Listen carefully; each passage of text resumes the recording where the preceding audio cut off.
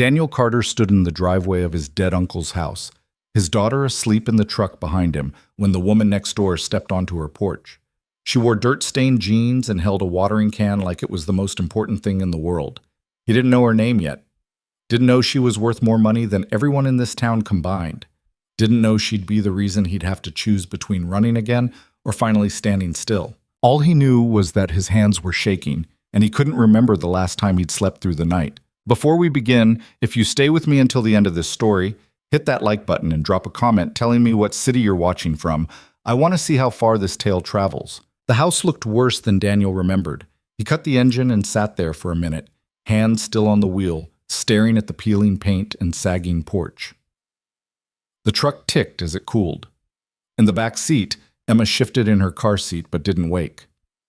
She'd been asleep since somewhere past the state line, her small hand still clutching the stuffed rabbit she'd had since she was 2. 5 years old now. 5 years. And he was bringing her here. Daniel rubbed his face. 2 days of driving, cheap motels, gas station coffee. His eyes felt like sandpaper. The sun was setting behind the house, throwing long shadows across the overgrown lawn. The mailbox leaned at an angle, the numbers barely visible under rust and weather. 322 Maple Street. His uncle's place. His place now, apparently. He opened the door and stepped out. The air smelled different than he remembered, cleaner somehow, less industrial. Pine trees, fresh-cut grass from somewhere nearby. He stretched, his back cracking, and looked around. The neighborhood was quiet. A few houses down the street, someone was grilling. He could hear children laughing, a dog barking. Normal. Everything looked so damn normal. Daniel walked around to the back door of the truck and opened it carefully. Emma stirred, her eyes fluttering. "We there?" she mumbled. "Yeah, baby, we're here. Is it nice?" Daniel looked at the house again, the broken gutter, the front steps that looked like they might collapse if you breathed on them wrong, the windows dark and empty. "It's got potential," he said. Emma sat up, rubbing her eyes. She looked small in the big car seat, wearing her favorite purple shirt with the dinosaur on it. Her hair was a mess, dark curls going every direction. "I'm hungry," she said. "I know. We'll get you something soon, okay?"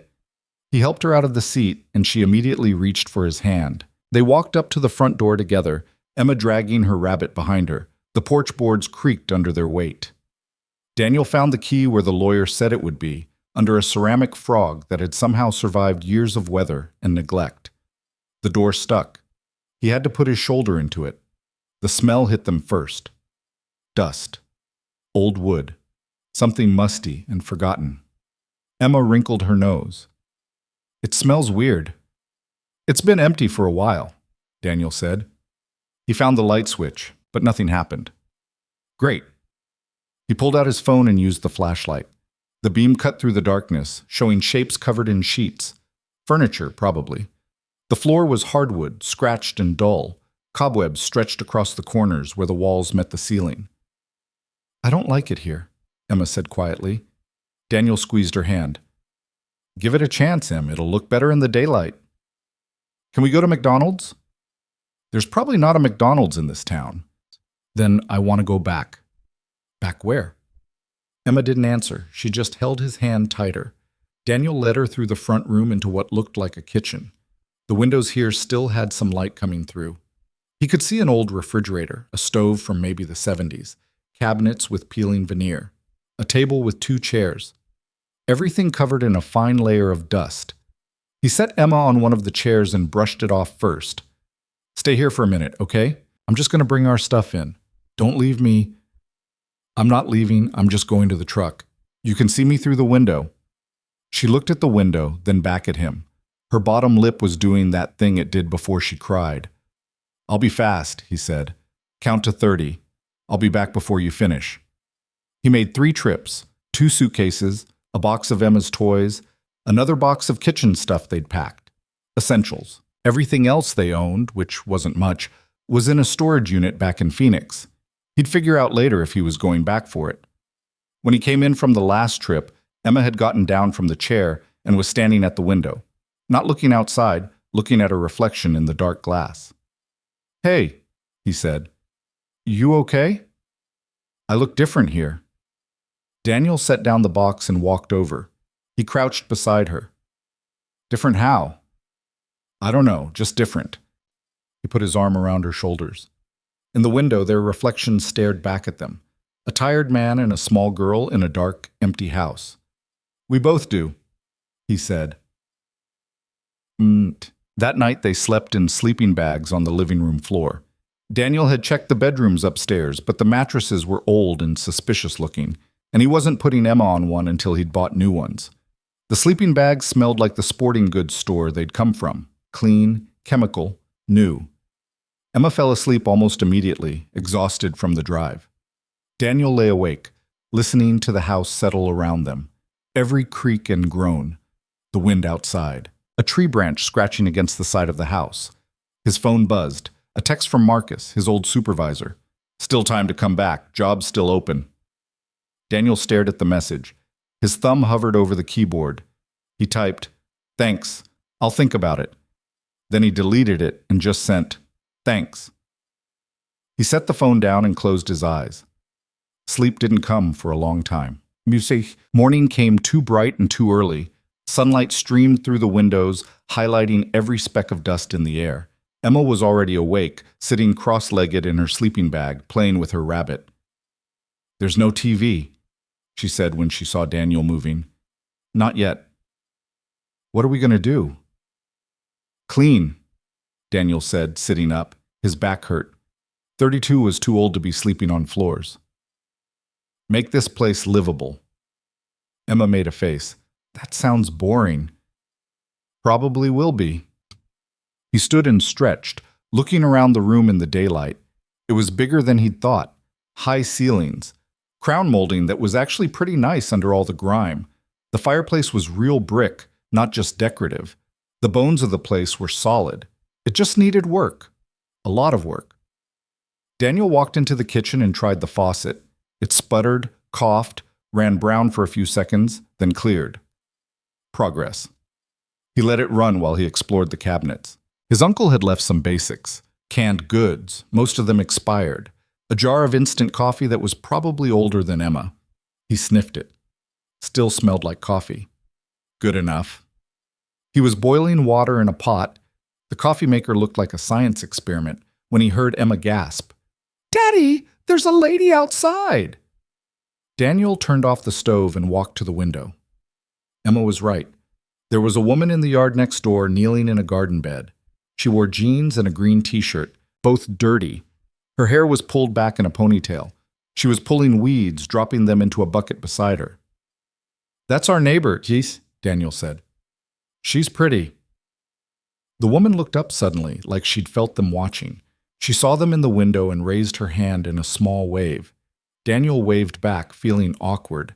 The woman stood, brushing dirt off her knees, and walked toward the fence that separated their properties. It was old, leaning in places, but still standing.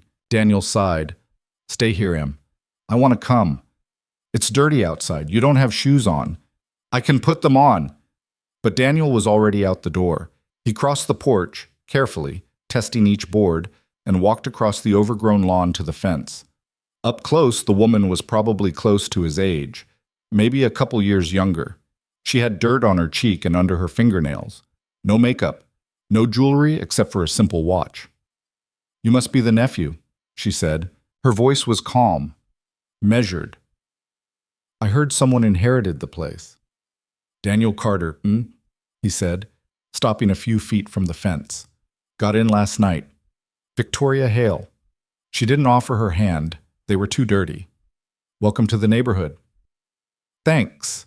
Sorry if we're loud. My daughter's 5. She hasn't learned about inside voices yet." Victoria smiled. "I like the sound of kids. Place has been too quiet." There was a pause. Daniel didn't know what to say. He wasn't good at small talk, never had been. Victoria didn't seem to mind the silence. "The house needs work," she said finally. "Your uncle let it go the last few years. He wasn't well." "I didn't know him that well," Daniel admitted.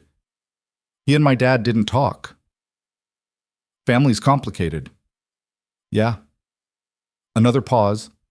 Victoria glanced back at her garden, then at Daniel. "If you need anything, tools, a working phone number for the plumber. I'm right here, literal, next door. I appreciate that. I mean it. This town's small. We help each other out. Daniel nodded. He believed her, which surprised him. Usually, he didn't believe anyone about anything. Victoria started to turn away, then stopped. Oh, the hardware store closes at 6. If you need supplies, plan accordingly. They're not flexible about it. Good to know. She walked back to her garden bed, and Daniel walked back to his house. When he got inside, Emma was standing at the window with her face pressed against the glass. What'd she say? She said, "Welcome to the neighborhood." Is she nice? Seems like it. Is she married? Daniel looked at his daughter. That's not your business. You didn't look at her hand. What? If she's married, she has a ring. You didn't look. How do you know about that? Emma shrugged. Cartoons. Daniel shook his head and went back to making coffee. 5 years old and already too observant for her own good. The first week was brutal. Daniel threw himself into cleaning. He rented a dumpster and filled it with trash, old furniture that was beyond saving, magazines from the 80s, clothes, boxes of papers that didn't matter to anyone anymore. He worked from sunrise until Emma needed him, then again after she went to sleep. The physical labor felt good. His muscles ached in a way that was honest, direct. He could see the results of his work at the end of each day. Emma adjusted slowly. She was clingy, more than usual. She didn't like being alone in rooms. She followed Daniel around like a shadow, asking questions constantly. Why did Uncle Whatever leave you his house? Uncle Walter, and I don't know. Did you ask him? He was dead when they told me, Em. Oh. She thought about that. That's sad. Yeah. Are you sad? I didn't know him well enough to be sad. Then why do you look sad? Daniel set down the trash bag he was holding. I'm not sad. I'm tired. You always look tired. That's because I'm always tired. She considered this. Maybe you should sleep more. Great advice. Thank you. Emma grinned, pleased with herself. On the 4th day, Daniel was replacing boards on the front porch when Victoria appeared at the fence. She was carrying a plate covered in aluminum foil. You've been working hard, she called. Daniel straightened, wiping sweat from his forehead, trying to make it safe before Emma breaks her ankle. Victoria walked over, stepping carefully through the gap in the fence that Daniel hadn't noticed before. Up close, she held out the plate. Lasagna. I made too much. Daniel hesitated. You didn't have to do that. I know, I wanted to. She pushed the plate toward him. It's vegetarian. I didn't know if you ate meat. We eat everything, Daniel said, taking the plate. It was still warm. Thank you, really. There's garlic bread underneath the foil. Heat it for 10 minutes at 350. I will. Victoria looked at the porch. You're doing good work. Those boards were rotted through. Yeah, I noticed when I almost fell through one. She laughed. It was a nice laugh, genuine. Your uncle refused to fix anything, said it gave the house character. There's a difference between character and dangerous. Try telling him that. I offered to help probably 20 times. Stubborn? Stubborn doesn't begin to cover it. Victoria tilted her head. You look like him, actually, around the eyes. Daniel didn't know what to say to that. He looked down at the lasagna instead. Well, Victoria said, I should get back. Enjoy dinner. We will. Thanks again. He watched her walk back to her yard, disappearing behind the greenhouse he'd noticed on her property. It was a big structure, glass and metal, taking up half her backyard. Through the windows, he could see plants, lots of them. Daddy? Emma had appeared at the door. What's that? Dinner. From the pretty lady? Her name is Victoria. Is she nice? Very nice. Emma sniffed the air. It smells good. Then wash your hands. We're eating early tonight. The lasagna was incredible. Emma ate 2 helpings, which was unheard of. Daniel ate 3. When they were done, they sat on the porch steps, the new, non-rotted ones, and watched the sun go down. I like it here, Emma said suddenly. Daniel looked at her. Yeah? The pretty lady is nice, And the house doesn't smell weird anymore. And I can see the stars. She was right. The stars were out, brighter than in Phoenix.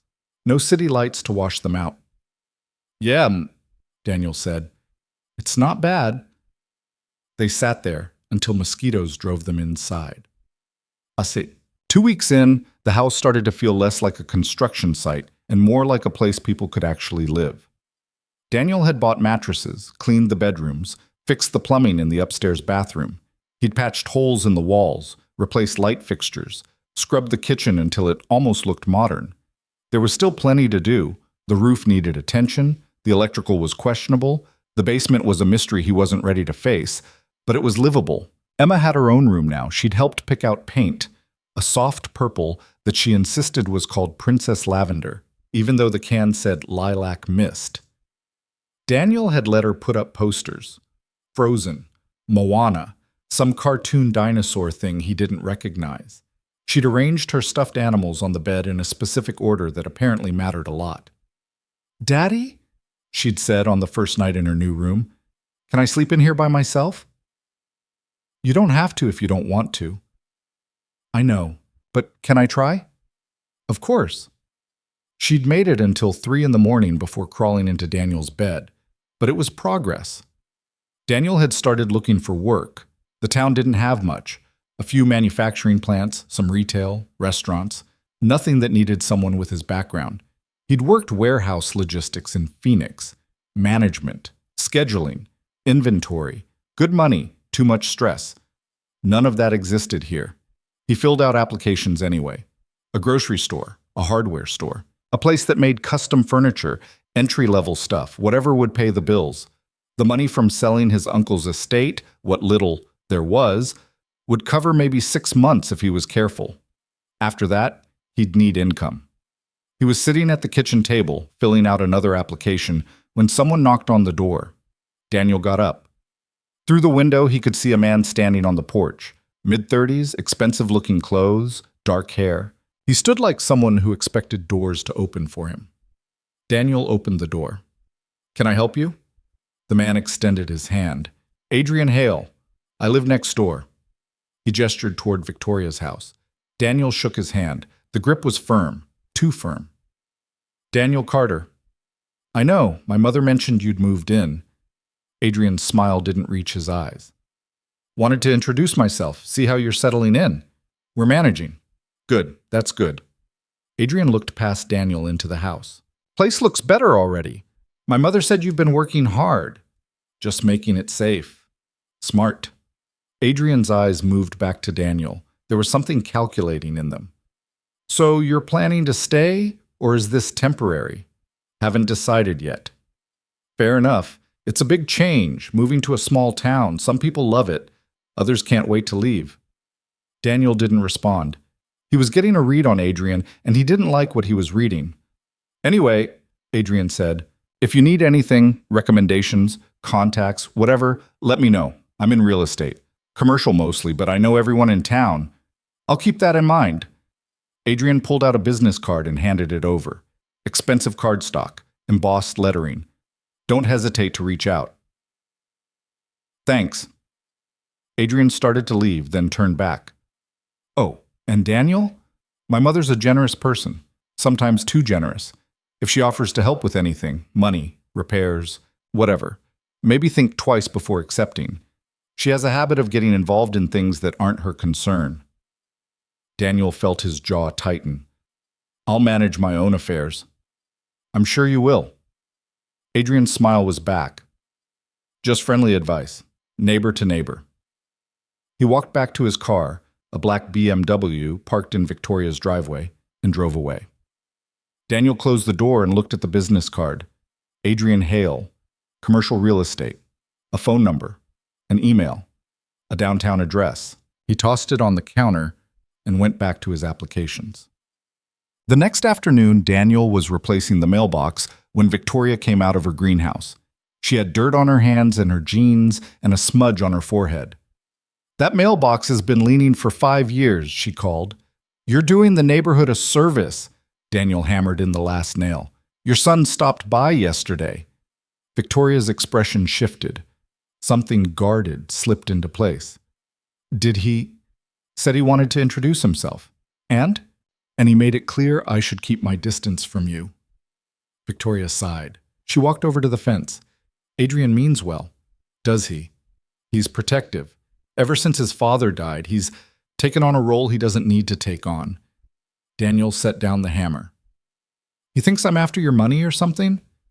Victoria laughed, but there was no humor in it. Probably. I didn't know you had money until just now. Most people don't. That's how I prefer it. She leaned against the fence. Adrian doesn't understand that I can take care of myself. He sees threats everywhere. Am I a threat? Victoria looked at him directly. Are you? No. Then that's all that matters. She paused. But for what it's worth, Adrian will come around eventually. He always does. And if he doesn't? Then he doesn't. I make my own choices about who I spend time with. There was something fierce in the way she said it. Daniel found himself believing her. Fair enough, he said. Victoria glanced at the greenhouse. I should get back. Got tomatoes that need staking. Need help? The offer surprised him as much as it surprised her. Victoria raised her eyebrows. You know how to stake tomatoes? I can follow directions. She smiled. Come on then. But I'm warning you, I'm particular about my plants. Daniel followed her through the gap in the fence. The greenhouse was bigger up close. Inside, it was warm and humid, filled with the smell of earth and green things growing. There were rows of plants, vegetables, herbs, some flowers, everything labeled and organized. This is impressive, Daniel said. It's my therapy. Victoria handed him a bundle of stakes and some twine. Start with those tomatoes in the back. Tie them gently, not too tight. They need room to breathe. Daniel got to work. It was peaceful being surrounded by growing things. Victoria worked beside him, showing him the right technique. Her hands moved efficiently, practiced. She didn't talk much, and Daniel appreciated that. After an hour, Emma appeared at the greenhouse door. Daddy, where did you go? Right here, Em. Come in. It's okay. Emma stepped inside cautiously. She looked around with wide eyes. Wow. Pretty cool, huh? Victoria said. Want to help? Emma nodded eagerly. Victoria set her up with some small pots and soil, showing her how to transplant seedlings. Emma's tongue stuck out in concentration as she worked. You're good with her, Daniel said quietly. I like kids. They're honest. Victoria tied off another tomato plant. How long have you been on your own? 3 years. Her mother?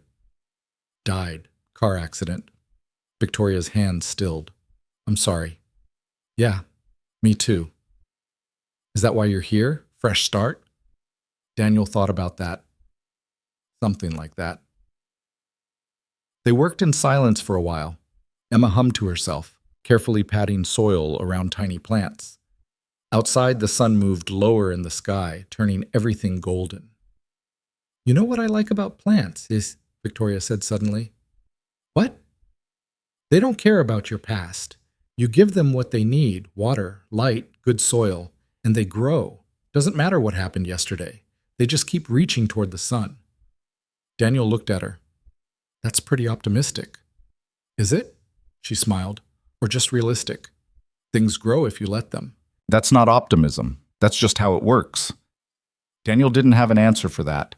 When they finished, Victoria sent them home with fresh herbs and a small basil plant for Emma's room. Emma carried it like it was made of glass. That was fun, she said as they walked back to their house. Can we go back? If Victoria invites us. She will. She likes us. How do you know? Because she smiled different at you. Daniel stopped. What? When she talks to you, she smiles different than when she talks to me. It's a bigger smile. You're imagining things. No, I'm not. Daniel shook his head and opened their front door. Wash up for dinner. That night, after Emma was in bed, Daniel sat on the porch and looked at the greenhouse next door. The lights were still on inside. He could see Victoria moving among the plants, her silhouette backlit by warm light.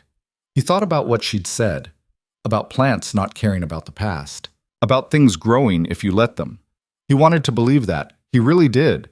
But he'd spent 3 years running from his past, and he wasn't sure he knew how to stand still long enough to let anything grow. His phone buzzed.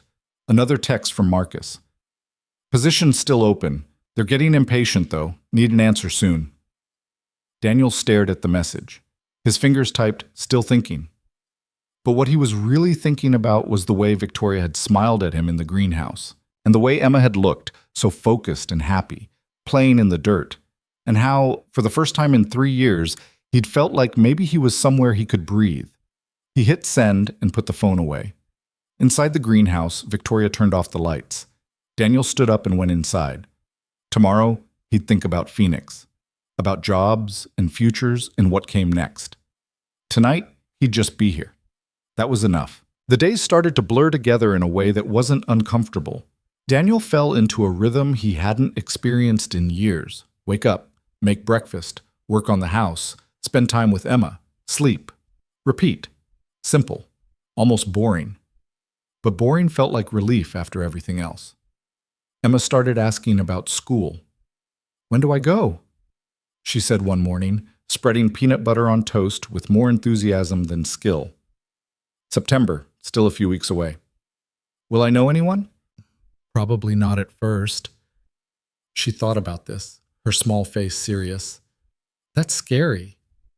You'll make friends fast. You're good at that. What if I'm not? Daniel looked at his daughter. She had peanut butter on her chin. Her hair was sticking up on one side. She looked so young it made his chest hurt. Then you'll figure it out, he said, like you always do. Will you be here when I get home? Every day. Promise? Promise. Emma smiled and went back to her toast. Daniel watched her and felt the weight of that promise settle on his shoulders. He meant it. He did. But part of him wondered if he could keep it. That afternoon, while Emma was napping, Daniel got a call from the furniture place. They wanted him to come in for an interview. It wasn't much. Assembly work, maybe some delivery, but it was something. He said yes and scheduled it for the next day. When he hung up, he felt Victoria watching from her yard. She was trimming hedges, had been for the last hour. He walked over to the fence. Good news? She asked. Job interview. That's great. Where? Craftsman's Corner, the furniture place on Main Street. Victoria nodded. Tom runs that shop. He's fair, works his people hard, but pays decent. You know him? Small town. I know everyone. She set down her shears. When's the interview? Tomorrow at 2. Want me to watch Emma? Daniel hesitated. I can't ask you to do that. You didn't ask, I offered. Victoria wiped her hands on her jeans. Bring her over at 1:30. We'll bake something. She can help me with the cookies I promised for the church sale. You sure? Daniel, I'm offering because I want to, not because I feel obligated. There's a difference. He believed her. That was the strange part. He actually believed her. Okay, he said. Thank you. Wear a clean shirt, Victoria said, picking up her shears again. Tom notices that kind of thing. The next day, Daniel dropped Emma off at 1:15. She ran straight into Victoria's kitchen like she owned the place, already asking about the cookies. Victoria just laughed and pulled out mixing bowls. Go eat, she told Daniel. We're fine. If she's too much, she won't be. Now go before you're late. Daniel went. He drove the 10 minutes to Main Street, found parking, checked his reflection in the rearview mirror. Clean shirt, like Victoria said. Shaved. Hair combed. He looked almost respectable. The interview went better than expected. Tom was a big guy, probably 60, with calloused hands and a direct way of speaking that Daniel appreciated. They talked about woodworking, about Daniel's experience with logistics, about the town, and what it was like living here. You planning to stay? Tom asked. That's the plan. Plans changed. This one won't. Tom studied him for a long moment. Can you start Monday? Yes.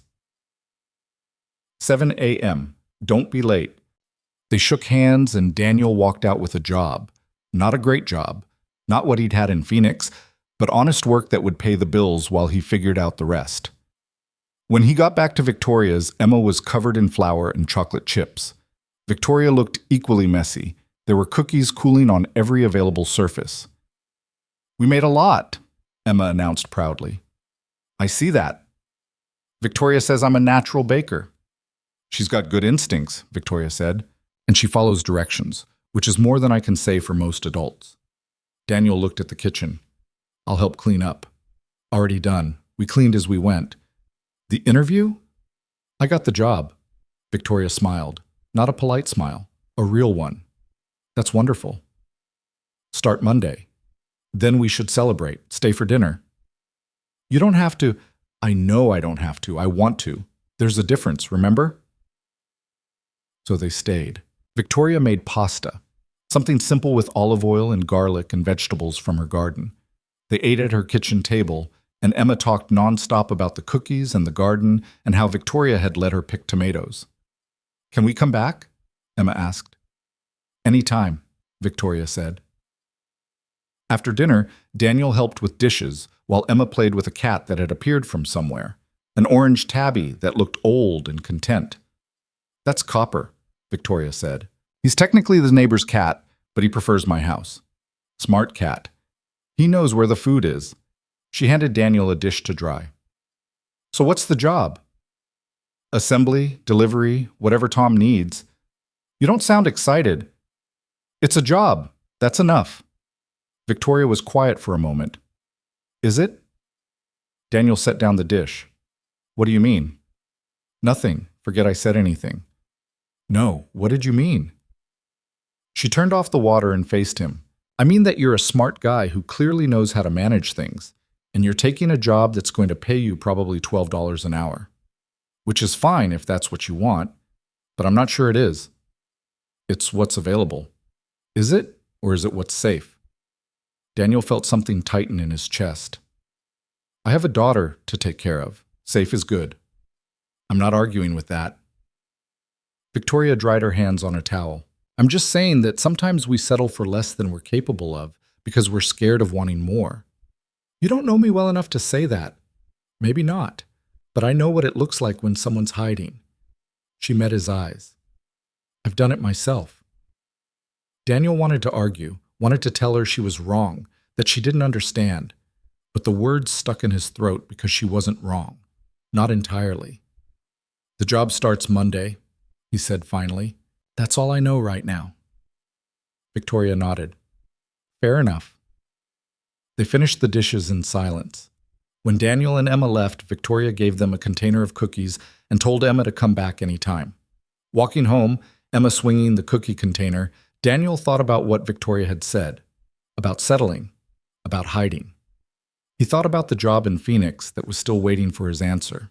Better money, better prospects, a life that looked good on paper. He thought about this town, this house, this quiet street where his daughter could ride a bike without him worrying every second. He thought about Victoria and her greenhouse and the way she saw through him like he was made of glass. Monday came too fast. Daniel showed up at Craftsman's Corner at 6:45. Tom was already there, had probably been there since 6. He put Daniel to work immediately, moving lumber, organizing hardware, learning the layout of the shop. The work was physical, hard. By lunch, Daniel's back ached and his hands were sore. But it was honest, direct. He could see what he'd accomplished. Tom ate lunch at his workbench, same as everyone else. No office, no separation.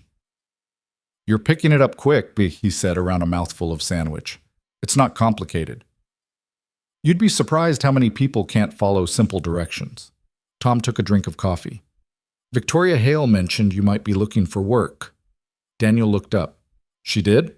Called me last week, said you were new in town, needed a job, seemed reliable. That's a good reference around here. I didn't know she did that." "Victoria doesn't advertise her help. She just does it." Tom crumpled up his lunch bag. "She's good people. Doesn't throw her weight around even though she could." "What do you mean?" Tom raised his eyebrows. "You don't know?" "Know what?" "Victoria Hale owns half the commercial real estate in this county.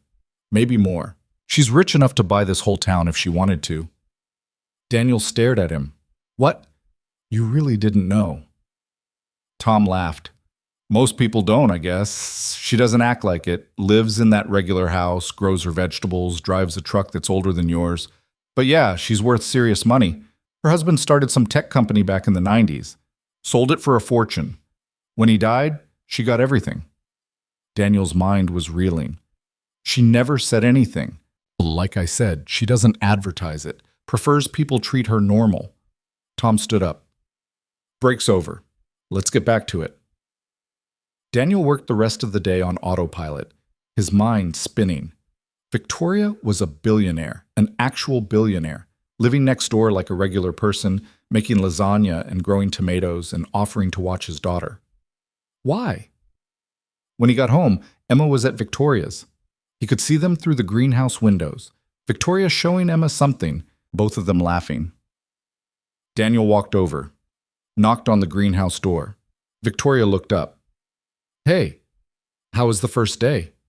Tom told me, Daniel said. Victoria's expression shifted. Told you what? About the money, about who you are. She was quiet for a moment. Then she said, Emma, honey, can you go pick some mint from the garden? The plant with the purple flowers. Okay, Emma skipped out. When she was gone, Victoria turned to Daniel. And who am I exactly? A billionaire. That's what I'm worth, not who I am. Why didn't you tell me? Because it doesn't matter. It matters. Why? Because now you think I was pitying you, helping the poor single dad out of charity? Victoria's voice had an edge now. That's not what this is. Then what is it? It's me living my life the way I want to live it. It's me making friends with my neighbor. It's me enjoying spending time with a smart little girl and her stubborn father who's too proud to accept help even when he needs it. I don't need charity. I never said you did. Victoria stepped closer. You want to know why I didn't tell you? Because the second people know about the money, everything changes. They either want something from me or they start treating me like I'm made of glass. And I'm tired of it. I'm tired of being Victoria Hale the billionaire instead of just Victoria. Daniel felt his anger deflate. I'm not after your money. I know that. That's why I didn't tell you. She crossed her arms. Are we done having this conversation? Because Emma's going to come back with enough mint to make tea for the entire town, and I'd like to not be fighting when she does. We're not fighting. Feels like fighting. It's not. Daniel ran his hand through his hair. I just don't like being the only one who didn't know. Now you know. Does it change anything? Daniel thought about that. Did it? Victoria was still Victoria. Still the woman who made lasagna and taught Emma to garden and said exactly what she meant. No, he said finally. It doesn't. Good. Victoria's shoulders relaxed. Now help me figure out what to do with all this mint Emma's about to bring me. Emma came back with an armful of mint, just like Victoria predicted. They made tea. They sat in the greenhouse and drank it while Emma chattered about her day. And slowly, things felt normal again. Walking home later, Emma said, Were you and Victoria fighting? No. It looked like fighting. It was a disagreement. That's different. About what? Grown-up stuff. Emma made a face. That's what you always say when you don't want to explain. That's because it's usually true. That night, Daniel lay in bed thinking about the conversation. About Victoria and her money and her choice to live simply. About what Tom had said, that she could buy the whole town if she wanted. But she didn't want to. She wanted to grow tomatoes and bake cookies and help her neighbor fix his house. Daniel's phone buzzed. Marcus again. Need an answer by Friday. They're moving forward with or without you. Daniel stared at the ceiling. Phoenix. The job. The life he'd left behind. It was all still waiting, but so was tomorrow, and the day after that, and the job at Tom's shop, and Emma's first day of school, and whatever came next. He typed, I'll let you know by Friday. But he already knew the answer. The rest of the week passed in a blur of work and routine. Daniel learned the ins and outs of the furniture shop, learned which customers were easy and which were difficult, learned how Tom liked things organized and how to read his moods. On Thursday, a storm rolled in. Daniel was at work when the sky turned dark. Tom looked out the window and swore. That's going to be bad, he said. Everyone go home. Secure your stuff. Hindi makan. Puerum tis. Daniel drove home faster than he should have. The wind was already picking up, bending trees, sending leaves and debris skittering across the road. When he pulled into his driveway, he saw Victoria in her backyard, trying to secure the greenhouse. Emma was safe inside. He could see her face in the window, but Victoria was alone, fighting with a panel that had come loose. Daniel ran over. "What do you need?" "Help me get this panel back on before the whole thing comes apart." They worked together, fighting the wind. The panel was heavy, awkward.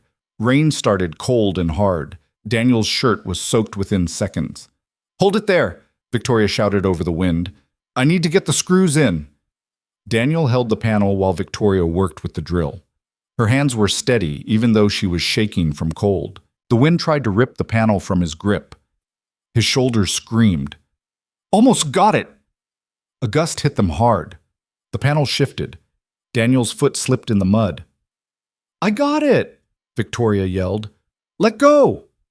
Daniel let go. Victoria secured the last screw. They both stumbled back, breathing hard. "The other side!" Victoria pointed. They spent the next 20 minutes securing every loose panel, every door, every vulnerable point.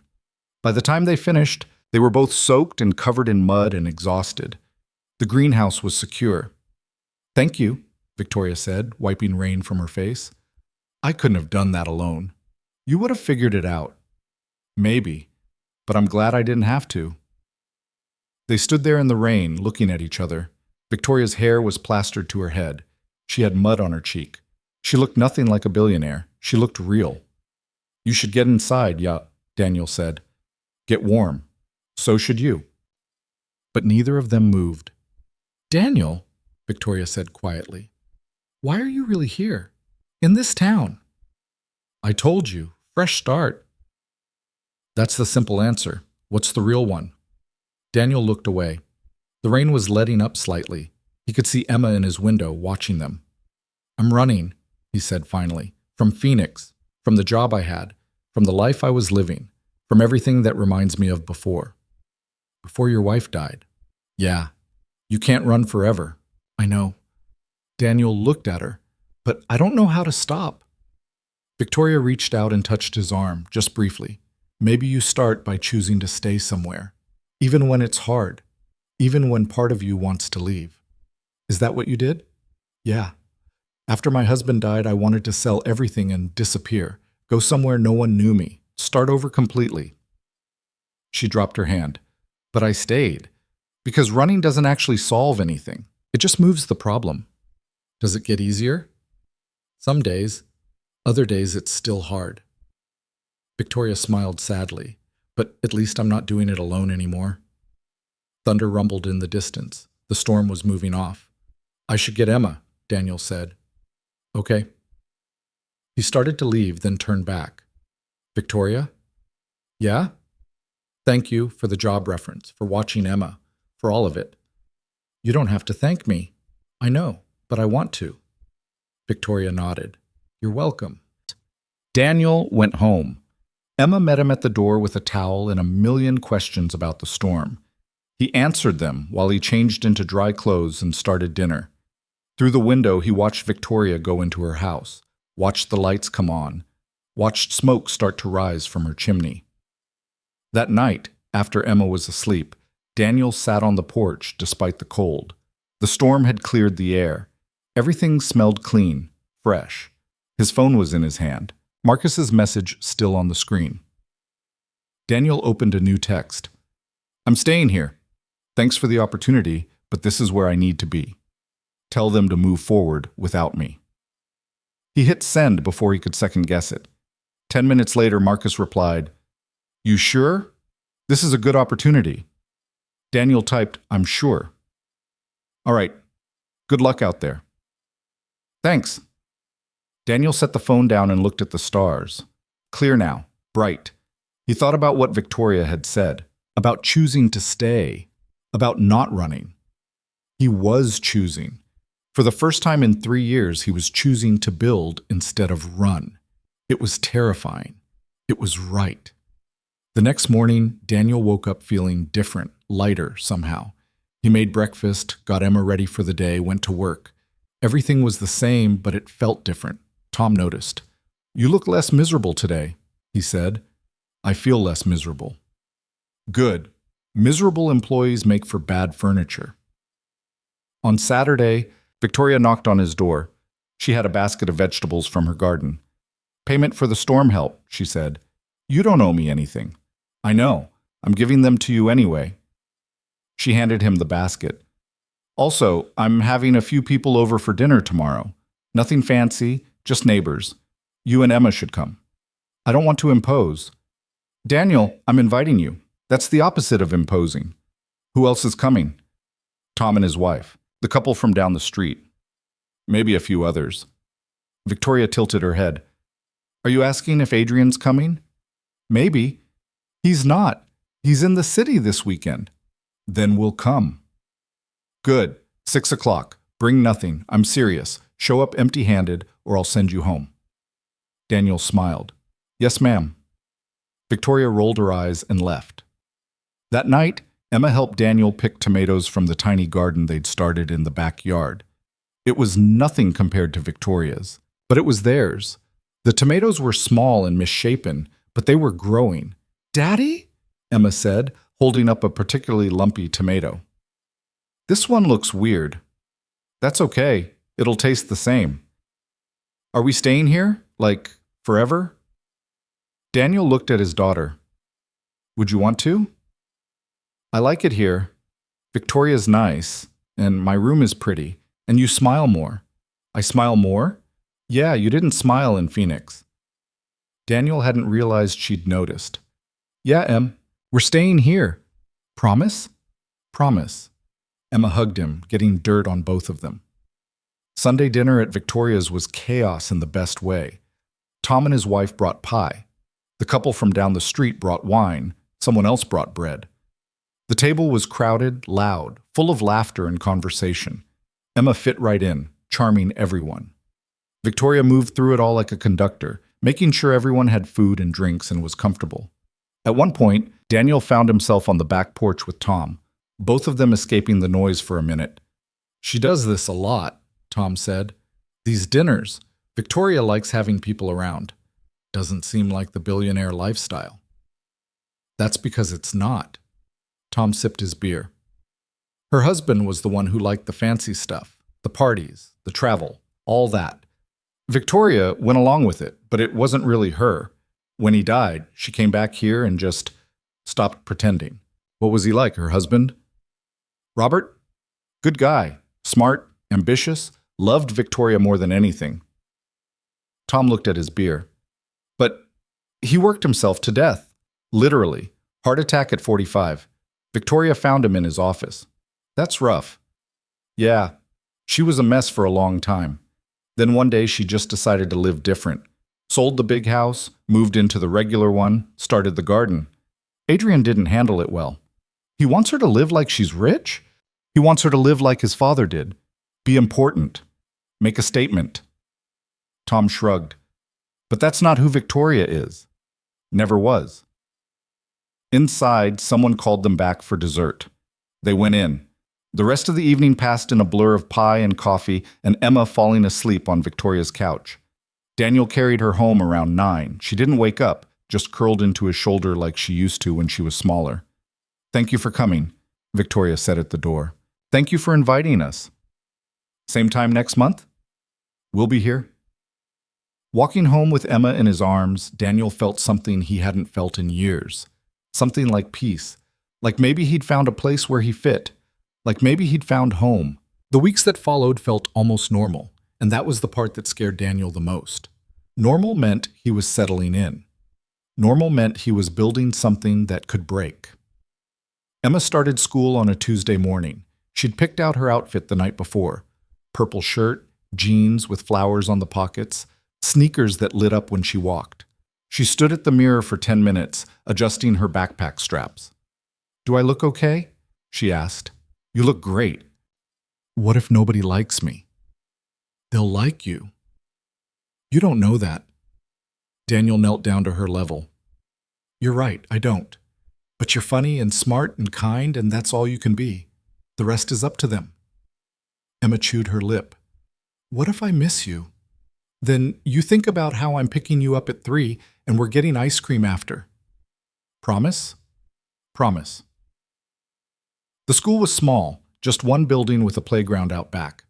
Daniel walked Emma to her classroom, met her teacher, a young woman named Miss Rodriguez, who seemed patient and warm, and watched his daughter disappear into a room full of strangers. Walking back to his truck, Daniel felt the absence like a weight.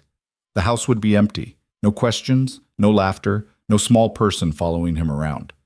Just silence. He went to work instead of going home. Tom didn't comment on the fact that he was early. The days developed a new rhythm.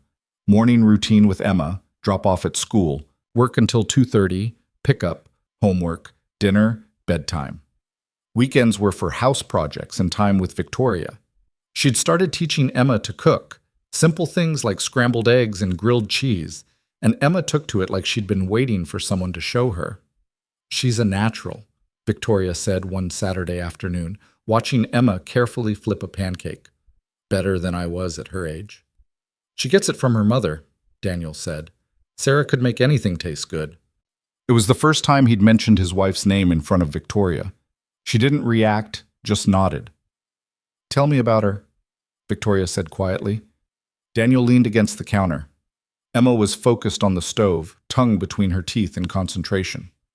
She was a nurse, worked pediatrics, loved kids, obviously. He smiled despite himself.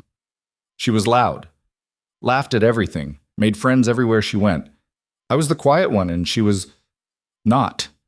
"How did you meet?" "Hospital. I'd broken my wrist doing something stupid, and she was the one who wrapped it. Gave me hell for being careless, then asked me out before I left." Victoria smiled.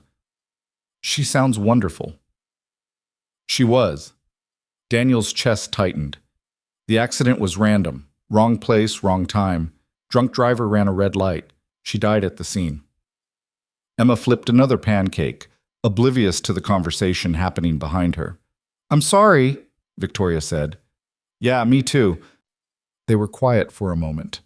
Then Victoria said, "You know what I learned after Robert died?" "What?" "That you can love someone who's gone and still make room for what's in front of you. It's not betrayal. It's just living." Daniel looked at her. "Is that what you did?" "I'm trying to." Victoria's eyes met his. "Some days are easier than others." Emma announced the pancakes were done, and the moment passed. But Daniel thought about Victoria's words for the rest of the day, about making room for what was in front of him. 2 weeks later, Adrian showed up. Daniel was working on the porch railing when the BMW pulled into Victoria's driveway. Adrian got out wearing a suit that probably cost more than Daniel made in a month. He didn't acknowledge Daniel, just went straight into his mother's house. Daniel went back to work, but he kept an ear out. The windows were open. He could hear voices, though not words. The tone was clear enough. Adrian was unhappy about something. 20 minutes later, Adrian came out. This time he walked over to Daniel's yard. "We need to talk," he said. Daniel set down his hammer. "About?" "My mother." "What about her?" Adrian crossed his arms. "She's getting attached to you, to your daughter. I need to know what your intentions are." Daniel almost laughed. "My intentions? What is this, the 1800s? I'm serious." "So am I. Your mother and I are friends. That's it." "Is it?" Adrian's eyes were hard. "Because from where I'm standing, it looks like you're taking advantage of a lonely woman who doesn't know better." Daniel felt anger spike in his chest. "You think I'm using her for money? Is that what this is about?" "I think you're a single father with no prospects who moved in next door to a billionaire. You do the math." "Here's the math. I didn't know Victoria had money until 3 weeks after I met her. I took a job making $12 an hour instead of waiting for something better. And I've never asked your mother for anything except to borrow a wrench once. Yet. Ever." Daniel stepped closer. "I don't want her money. I don't need it. And the fact that you can't see that says more about you than it does about me." Adrian's jaw tightened. "You don't know anything about me. I know you're trying to control your mother's life because you can't control your own." It was a low blow, and Daniel knew it. But he was tired of being accused of things he hadn't done. Adrian's face went red. "Stay away from my mother." That's not your call to make. It is when she's not thinking clearly. She's thinking fine, you just don't like her choices. They stared at each other. Daniel was aware of how this looked. Two men squaring off in a front yard like idiots, but he wasn't backing down. Finally, Adrian said, "You're going to hurt her. Men like you always do." "Men like me?" "Temporary, unstable, running from something." Adrian's voice was cold. "You're not staying here. Maybe you believe you are right now, but you won't. And when you leave, my mother will be the one dealing with the fallout. I'm not leaving. Everyone says that."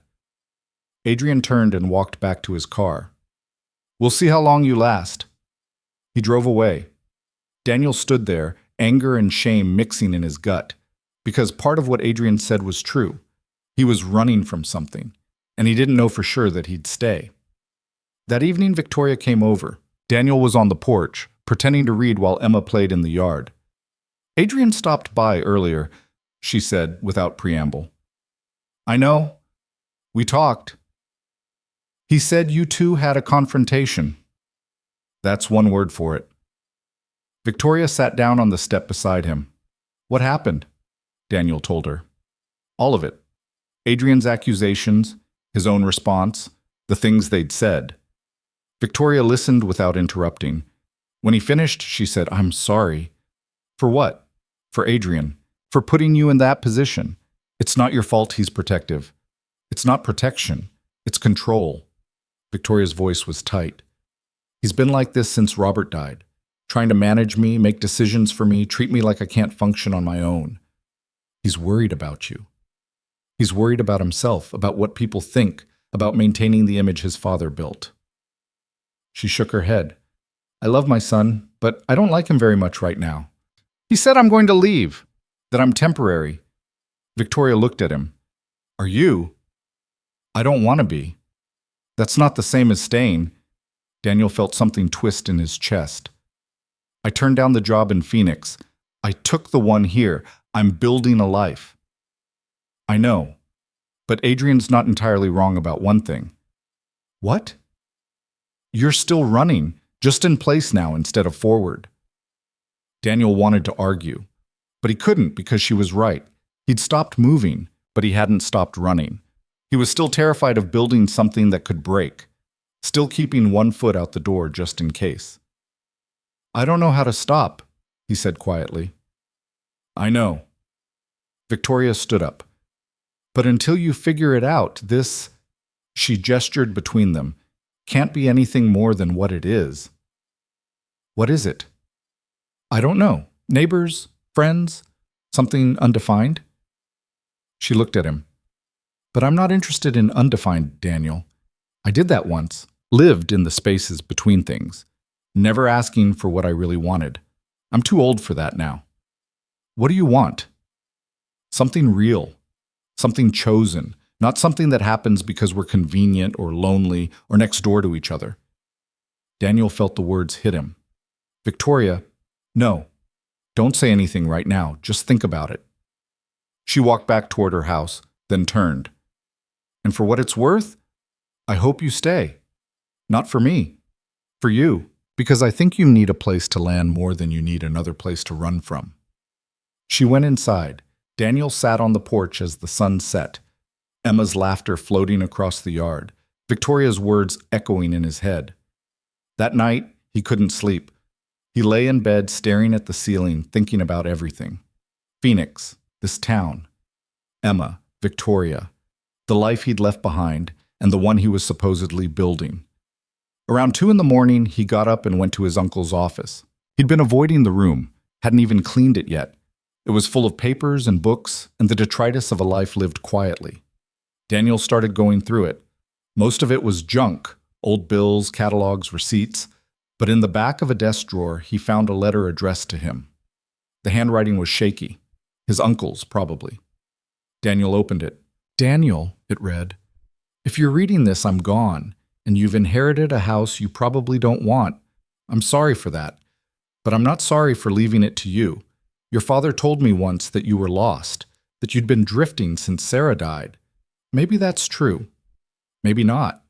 Either way, this house is yours now. What you do with it is up to you. You can sell it and run again, or you can stay and build something. Both are valid choices.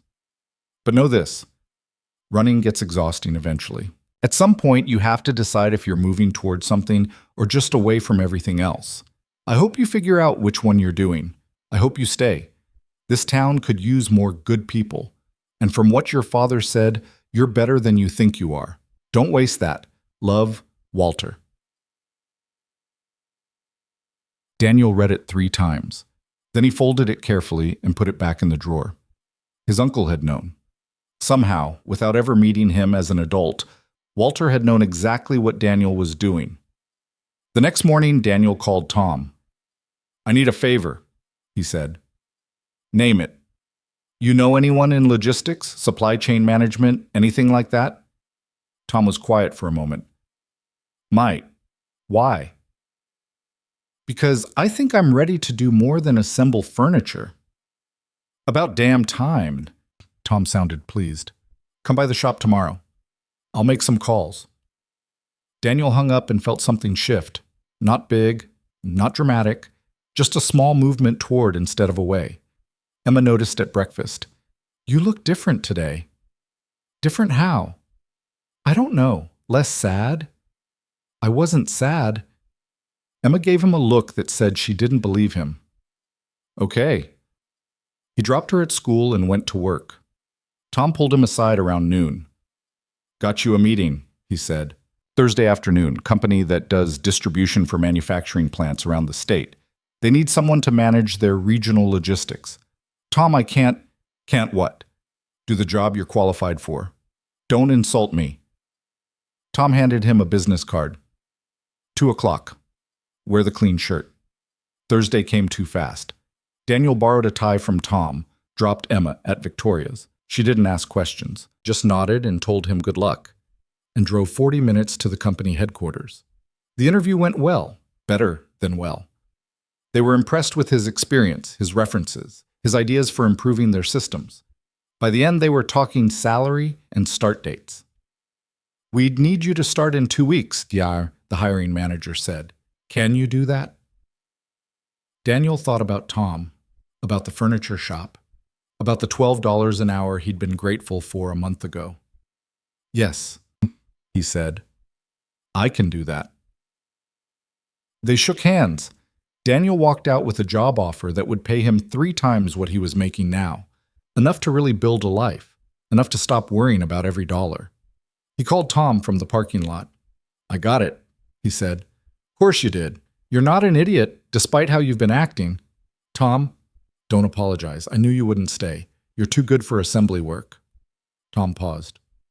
"When do you start?" 2 weeks, if that's okay. "It's fine. I'll hire someone else. Probably someone less competent, but what can you do?" Daniel smiled. "Thank you. For everything. Just don't forget where you came from when you're making the big bucks." That evening, Daniel took Emma out to celebrate. They went to the diner in town, got burgers and milkshakes, sat in a booth by the window. "Why are we celebrating?" Emma asked. "I got a new job." "Is it better than the old job?" "Yeah, it's more like what I used to do. Managing things, organizing systems."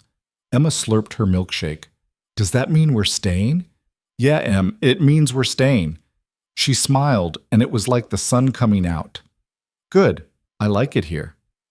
"Me too." But even as he said it, Daniel felt the weight of it. Staying meant commitment. It meant no more escape plans. It meant building something that could actually matter. It meant risk. Walking home, Emma's hand in his, Daniel saw Victoria in her greenhouse. The lights were on, golden against the darkness. He could see her moving among the plants, tending to something. He thought about telling her about the job, about the decision to stay. But something held him back. Maybe it was Adrian's words, temporary, unstable, running from something. Maybe it was his own doubt. Or maybe it was the phone call he'd gotten that afternoon, right before the interview. An unknown number. He'd let it go to voicemail. The message had been short. "Mr. Carter, this is Patricia Hendricks with Morrison & Associates. We're a consulting firm based in Seattle. We saw your profile and think you'd be an excellent fit for a position we're trying to fill. It's a senior logistics role with significant travel and compensation. Please call me back at your earliest convenience to discuss. Daniel had saved the message, hadn't deleted it, hadn't called back, but hadn't deleted it either. That night, Adrian's words kept playing in his head. You're not staying. Maybe you believe you are right now, but you won't. Daniel wanted to prove him wrong, wanted to plant his feet and say, I'm here, I'm staying, watch me. But part of him, the part that had been running for 3 years, whispered that Adrian might be right. The weekend came. Saturday morning, Daniel was working on the house when someone knocked. He opened the door to find Adrian standing there, looking uncomfortable. Can I come in? Adrian asked. Daniel stepped aside. Adrian entered, looking around at the renovated interior. He seemed surprised by how much had changed. Place looks good, he said. Thanks. Look, Adrian stopped, started again. I owe you an apology for what I said, how I said it. Daniel waited. My mother called me, told me I was out of line. Adrian shoved his hands in his pockets. She was right. I don't know you. I don't know your situation. I made assumptions. You did. But I'm not sorry for being protective. She's my mother. She's all I have left. I get that. Adrian looked at him. Do you? Because from where I'm standing, you've got a daughter, a fresh start, options. I've got a mother who's choosing to live like she's broke when she could have anything, and I'm watching her get close to a stranger who might disappear tomorrow. I'm not going to disappear. You say that now. I say it because I mean it. Adrian was quiet for a long moment. My father died working, literally at his desk, in the middle of a conference call. He built an empire and it killed him. My mother watched it happen, and instead of taking over, instead of honoring what he built, she sold everything and came back here to play in the dirt. That's what she wanted. That's what she settled for. Adrian's voice was sharp. She could be someone important. She could make a difference on a scale that actually matters. Instead, she's making lasagna for neighbors and growing tomatoes. Maybe that's what making a difference looks like to her. Maybe it's what giving up looks like. Daniel understood then.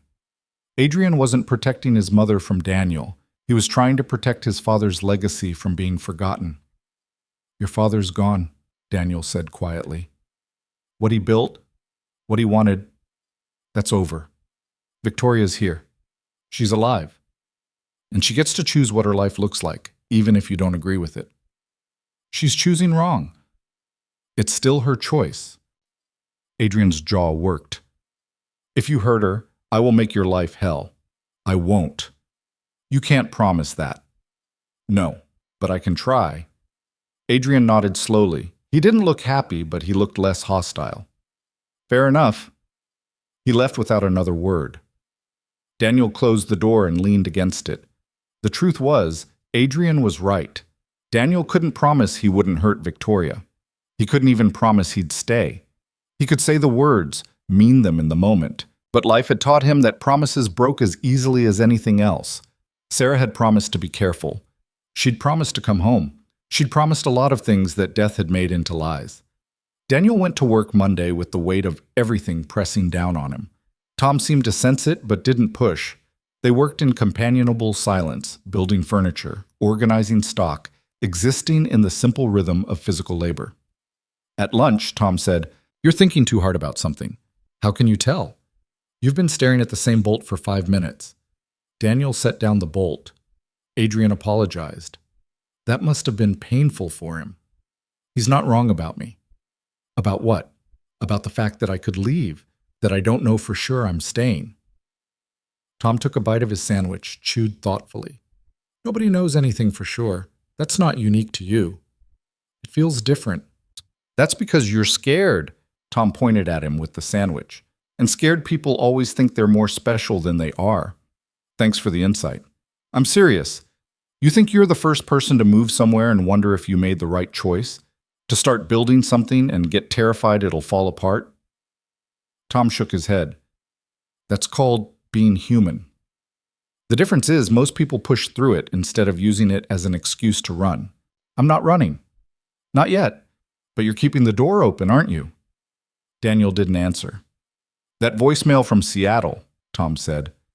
You delete it yet? How did you? I didn't. But your face just told me I was right. Tom crumpled his lunch bag. Here's the thing about staying. It's not a one-time decision. It's a choice you make every day. Some days are easy. Some days you want to burn everything down and disappear. But you stay anyway. That's the difference between being here and being temporary. Daniel thought about that for the rest of the day. About choosing to stay. About making it a daily decision instead of a permanent one. That night, he listened to the voicemail again. The woman's voice was professional, warm, promising everything he'd thought he wanted. Good money, respect, a clear career path. All he had to do was leave. Daniel's thumb hovered over the delete button. He pressed it. The message disappeared. His phone rang immediately. Unknown number. Daniel almost didn't answer. Then he did. Mr. Carter? Patricia Hendricks. Did you get my message? I did. Wonderful. I was hoping we could schedule a time to discuss the position. Are you available this week? Daniel looked out the window. Victoria's greenhouse lights were on. Emma was at the table doing homework. The house smelled like dinner cooking. I appreciate the call, Daniel said, but I'm not interested. May I ask why? The compensation package is quite competitive. I'm sure it is, but I'm where I need to be. There was a pause. Well, if you change your mind, I won't. But thank you. He hung up. Sat there for a moment, then he smiled. It felt good, decisive, real. He'd chosen to stay. The decision should have felt lighter. Daniel had deleted the voicemail, turned down Seattle, chosen to stay. But as the days passed, the weight didn't lift. If anything, it got heavier. He started his new job on a Monday. The office was clean and modern, nothing like the dusty furniture shop. His coworkers were professional. The work was challenging in ways he'd missed. By the end of the first week, his supervisor pulled him aside. You're doing great work, she said. Exactly what we needed. Daniel nodded, accepted the praise, went home feeling emptier than he had in weeks. Emma noticed. Kids always did. You're quiet again, she said at dinner one night. Just tired. That's what you always say, because it's always true. She pushed her peas around her plate. Do you miss the furniture place? Sometimes. Because of Tom. Yeah, because of Tom. You can still see him. I know. But Daniel hadn't been back to the shop, hadn't called. He told himself he was busy with the new job, with Emma, with finishing the house. But the truth was simpler. He was avoiding it. Avoiding Tom's knowing looks.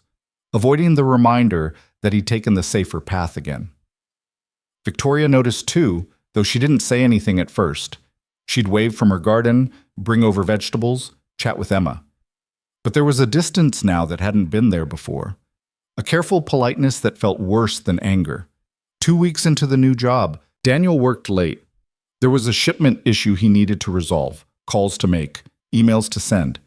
He texted Victoria to ask if Emma could stay an extra hour. Of course, came the reply. Nothing more. When he finally got home around 8, Emma was already fed and in her pajamas. Victoria had her homework spread out on the kitchen table. I'm sorry, Daniel said. The shipment got delayed and it's fine. Victoria's voice was pleasant, neutral. Emma was great. We made cookies. You didn't have to do that. I wanted to. Emma was in the living room watching TV. Victoria started gathering her things, a sweater she'd draped over a chair, the book she'd been reading to Emma. Victoria, Daniel said. She stopped but didn't look at him. I turned down the Seattle job, the one I told you about. Good for you. I deleted the voicemail, told them I wasn't interested.